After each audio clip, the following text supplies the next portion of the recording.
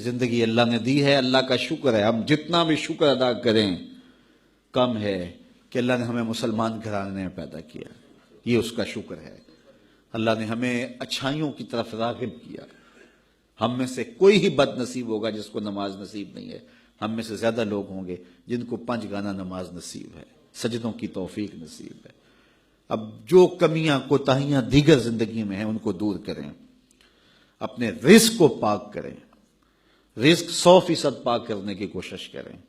رزق اگر ناپاک ہے تو پھر باطن کبھی روشن نہیں ہو سکتا، باطن میں کبھی بھی اجالے نہیں ہو سکتے اگر رزق پاک نہیں ہے، دعائیں قبول ہی نہیں ہو سکتی اگر رزق پاک نہیں ہے۔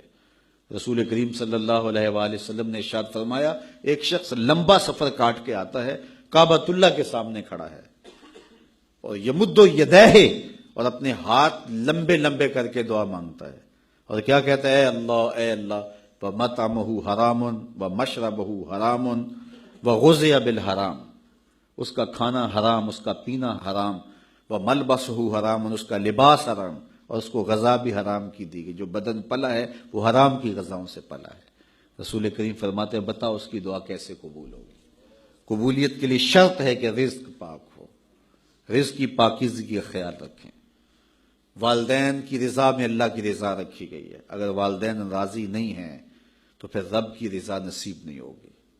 ہاں، صرف والدین اگر اللہ کے حکموں کو توڑنے کا کہیں تو ان کی یہ بات نہیں مانی جائے گی، باقی امور میں ان کی بات تسلیم کی جائے گی، اور ان کی رضا میں اللہ کی رضا چھپی ہوئی ہے۔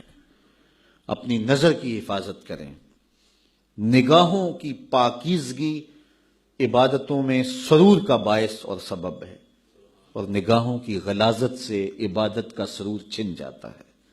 دور موجود کے فتنوں میں سے یہ سوشل میڈیا بہت بڑا فتنہ بن کے ہمارے سامنے آیا ہے، بالخصوص نوجوانوں کی زندگی کی ساری لطافتیں چھین لی ہیں اس نے، اور جس کے نتیجے کے اندر وہ حقیقی لذت جو عبادات کی، ذکر و فکر کی نصیب ہونی چاہیے تھی، اس سے موجودہ نسل جو ہے وہ بالکل دور ہو گئی۔ انہیں پتہ ہی نہیں ہے کہ سجدوں کا سرور کیا ہوتا ہے، سحری کے جاگنے کا لطف کیا ہے، اللہ اکبر، رب کے حضور آنسو بہانے کا سرور کیا ہے۔ تو اپنی نظر کی پاکیزگی کا خیال اور لحاظ رکھیں، اس کا نتیجہ یقیناً عبادات کے اندر سرور کی صورت کے اندر برآمد ہوگا۔ اللہ آپ کی حفاظت کرے، اور ہر جان یہ دیکھے اس نے آنے والے کل کے لیے آگے کیا بھیجا ہے۔ یہ دنیا بوائی کا موسم ہے، آخرت کٹائی کا موسم ہے۔ بوائی کے موسم میں جس نے تخم عمل ڈال لی ہے، کل کٹائی کے موسم میں کچھ کاٹ لے گا، اور جو کسان بوائی کے موسم میں مٹی سے مٹی نہیں ہوتا بلکہ کلف لگے لباس پہن کے گھومتا پھرتا ہے، نہ کبھی کھیتی میں گیا، نہ کبھی بیج ڈالا، نہ کبھی پانی دیا، نہ کبھی جڑی بوٹیاں تلف کی، تو کٹائی کے موسم میں وہ کچھ نہیں اٹھائے گا۔ یہ دنیا کھیل کود نہیں ہے، یہاں ہم کھیلنے کودنے کے لیے نہیں آئے ہیں، ہم یہاں کچھ کام کرنے کے لائے ہیں۔ بہت تھوڑا وقت ہمیں ملا ہے، 60 سال 50 سال 70 سال کیا وقت ہوتا ہے؟ وہ میرا ایک دوست نکال رہا تھا کہ 60 سال اگر زندگی ہے 50 سال تو اس میں 8 گھنٹے روز سونا ہو، تو اگر 45 سال زندگی ہے تو 15 سال تو یہ نکل گیا، باقی 30 سال بچے۔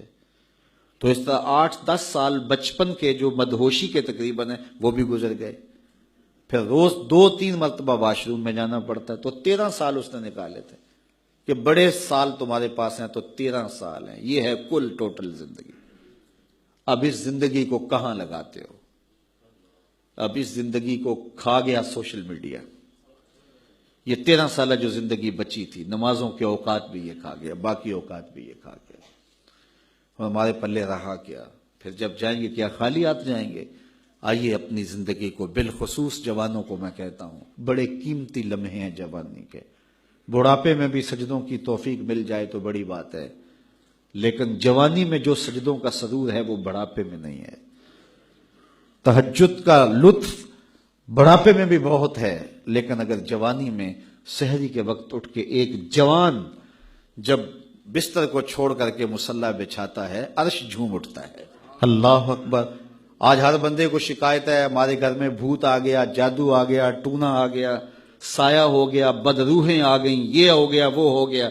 مجھے بتاؤ، جس گھر کی صبح کا آغاز ایسے ہوتا ہوگا اس گھر میں کوئی جادو آ سکتا ہے؟ کوئی بدروح آ سکتی ہے؟ وہاں تو رحمت کے فرشتے اترتے ہیں۔ پھر تمہیں کسی ملنگ بابے کے پاس جانے کی ضرورت نہیں ہوگی، ہر اتوار کو چکر کاٹنے کی ضرورت نہیں ہوگی کہ کہیں یہاں تعویذ پڑے ہیں، یہاں تعویذ پڑے ہیں. ہر وقت اسی چکر سے نکل ہی نہیں پاؤ گے، ساری زندگی وہم میں گزار دو گے. لیکن اگر تم سجدوں سے اپنی زندگی کو آباد کر لو گے، جب صبح اٹھو گے، جب نکلو گے گھر سے، تمہارے ساتھ رحمتوں کے فرشتے چل رہے ہوں گے. تو اپنی زندگی کو اللہ اس کے رسول کی راہوں پہ ڈال دو.